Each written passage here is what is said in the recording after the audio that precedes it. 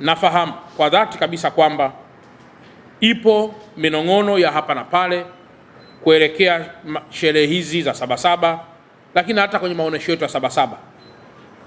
Naomba niendelee kuwatia moyo ya kwamba uongozi wa mkoa wa Dar es Salaam kwa kushirikiana na wananchi wa mkoa wa Dar es Salaam wenyewe,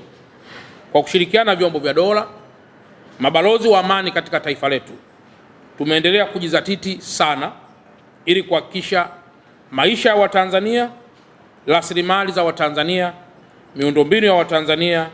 pamoja na chote kilicho chini ya mikono yao kinalindwa kwa wivu mkubwa mno. Upo msemo unaosema ni afadhali ukatokwa jasho jingi wakati wa amani katika kuilinda amani yenyewe kuliko kutokwa damu nyingi wakati wa mapigano. Nami nataka niwathibitishie kwa dhati kabisa kwamba mkoa huu wa Dar es Salaam tunautazama kama mboni ya jicho, kwa kuwa ndio senta kubwa ya uwekezaji, senta kubwa diplomasia na uchumi wa kimataifa wa taifa letu, senta kubwa demografia na population ya watu, lakini senta kubwa pia katika masuala mengine yote, na hasa katika kulinki bandari yetu ya Dar es Salaam na mataifa sio na bandari. Na kwa mantikio tutakuwa watu wa ajabu sana kama tusipolinda mambo haya yote kwa utii,